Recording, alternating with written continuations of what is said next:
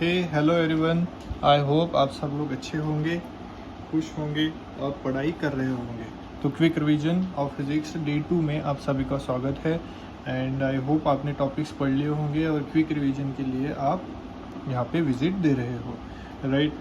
तो कैसे हमने पढ़ा कि कैसे सर्कुलर मोशन और उसके दो टाइप, यूनिफॉर्म सर्कुलर मोशन और नॉन यूनिफॉर्म सर्कुलर मोशंस, किस तरीके से डिफाइन करना है और उसके parameters, angular velocity, angular acceleration and angular displacement को लिख के आना है, राइट।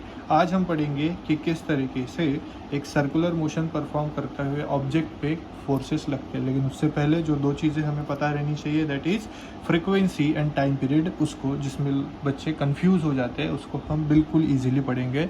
सो चलिए, so what is frequency and what is time period. तो सबसे पहले तो टाइम पीरियड हम पढ़ते कि टाइम पीरियड होता क्या है। बिल्कुल सादी भाषा में आपको यहाँ पे सारे सॉल्यूशंस मिलेंगे, कोई भी डिफिकल्टीज आपको पढ़ने में नहीं आएगी, right. So what is time period? Time period is denoted by T.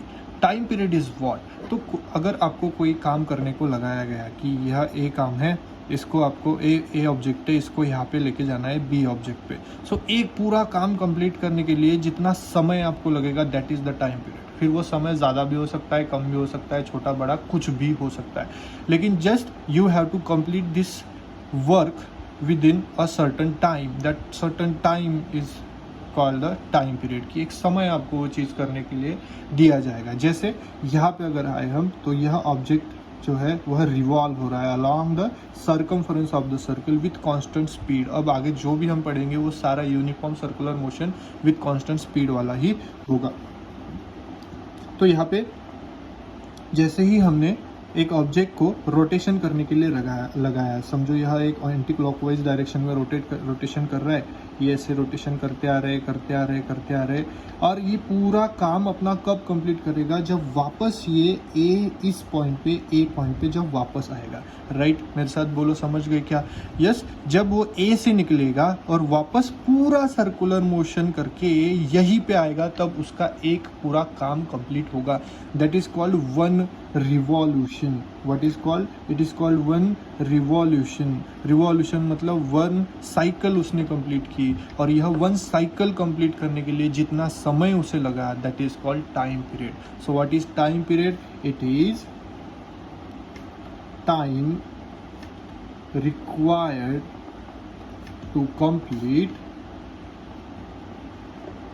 one revolution, one rotation, one cycle, right। तो एक साइकिल कंप्लीट करने के लिए जो टाइम लगेगा, that is called time period. Example लो, यहाँ से वो निकला, चलो 1 second, 2 second, 3 second, 4 second, 5 second, 6 second. तो वन रिवॉल्यूशन करने के लिए उसको कितना टाइम लगा? 6 सेकंड लगे। तो that 6 second is the time period. No sir, what is frequency then? Time period is measured in second, minute, hour. आपको जिसमें गिनना है, मंथ, डे, वीक, कुछ भी हो सकता है। हम मेज़र करेंगे सेकंड में। As a CGS, MKS, FPS unit में हम सेकंड में मेज़र करते, तो हम सेकंड में टाइम पीरियड को यहाँ पे मेज़र कर रहे हैं। Time is equals to 6 second, right. Now what is frequency then? Frequency is inversely proportional to time period. इसका मतलब क्या? टाइम पीरियड और फ्रीक्वेंसी दोनों एक दूसरे के उल्टे हैं। इसका मतलब क्या सर? अब भी समझाते हैं, देखो। Frequency is what? Frequency is denoted by, let it be F, right. So frequency is what? जैसे हमने बोला सर कि एक रिवॉल्यूशन करने के लिए जितना समय लगेगा, दैट इज टाइम पीरियड। अब इसका उल्टा, कुछ समय में एक पर्टिकुलर टाइम दिया रहेगा।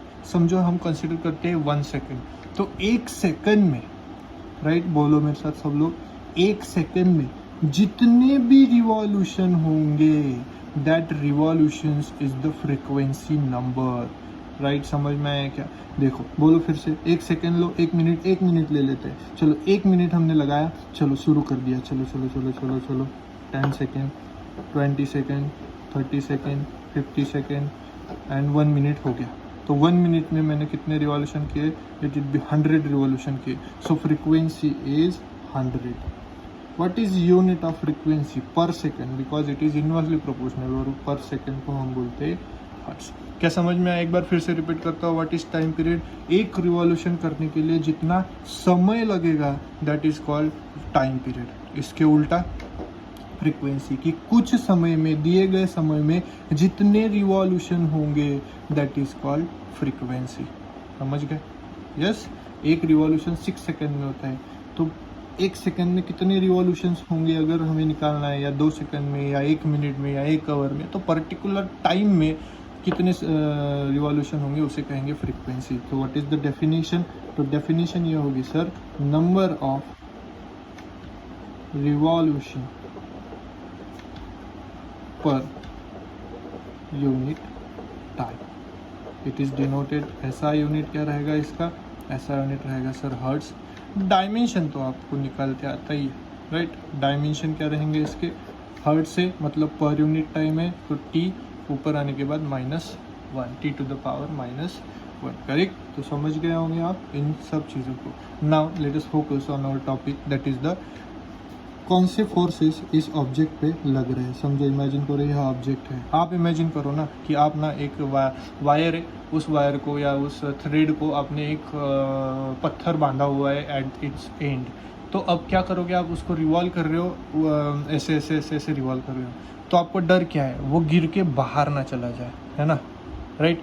डर क्या है? अगर आपके हाथ से छूट गया तो वो गिर के बाहर चला जाएगा। ऐसे ऐसे रिवॉल्व कर रहे हो तो गिर के बाहर चला जाएगा, right?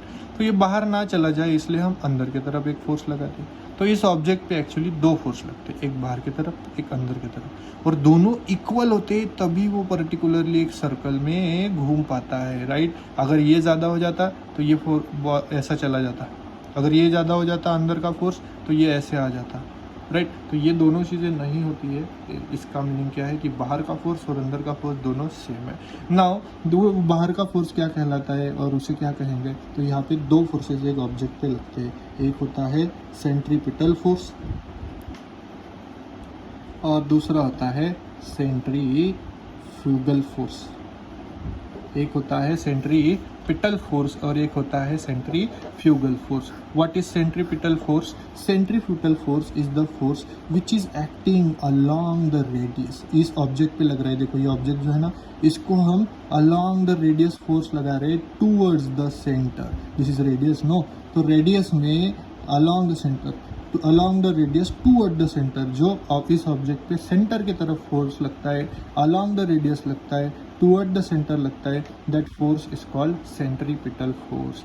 And the force which is acting against along the radius but away from the centre, देखो अवे फ्रॉम द सेंटर, जो बाहर की तरफ लगेगा, that force is called centrifugal force. I hope दोनों चीज़ें आपको समझ में आ गई होगी। फिर से एक बार मैं रिपीट करता हूँ, इस ऑब्जेक्ट पे the force which is acting from the centre away from the center along the radius away from the center, and the centripetal force is which is acting toward the center along the radius, that is called centripetal force. Very simple. दोनों force है, दोनों का unit जो है Newton ही रहेगा, ऐसा unit Newton ही रहेगा। Dimension क्या होता है? L1 M1 T-2। ये आपका क्विक रिवीजन है, ये सब चीज़ें आपको ऑलरेडी आनी चाहिए। So it is L1 M1 T-2, right? Dimension हमने पढ़ा था 11th क्लास में, तो आप सभी को याद होगा। So this is centripetal force, this is centrifugal force, yes. But this force is a real force, हम इसको मेजर कर सकते हैं।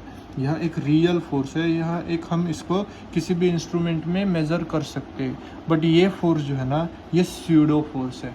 स्यूडो फोर्स मतलब नकली फोर्स सुना होगा ना आपने, उस टाइप में, यस। स्यूडो फोर्स यह इमेजिनरी फोर्स है, इमेजिनरी फोर्स है। इसको सिर्फ हम इमेजिन कर सकते हैं कि ये फोर्स जो है बाहर की तरफ लगता है। जैसे हम एक रोड से जा रहे हैं, यहाँ से हम टर्न ले रहे हैं, तो हमको डर होता है इधर गिरने का, राइट? लेकिन टर्निंग में इधर ना गिरे, तो इधर ना गिरने चाहिए, तो हम अंदर फोर्स लगाते हैं और अंदर ही हमारी बाइक जो है वो गिर जाती है, राइट? हम इधर बेंड कर देते हैं इस तरीके से बाइक को, तो हम इधर गिर जाते हैं, हालांकि सेंट्रीफ्यूगल फोर्स से बाहर गिरना चाहिए, right?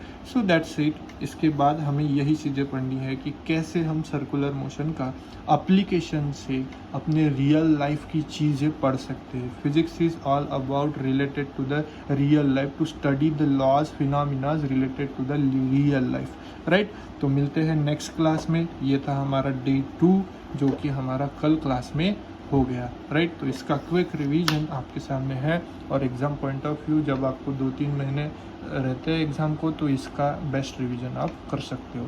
So thank you, keep smiling.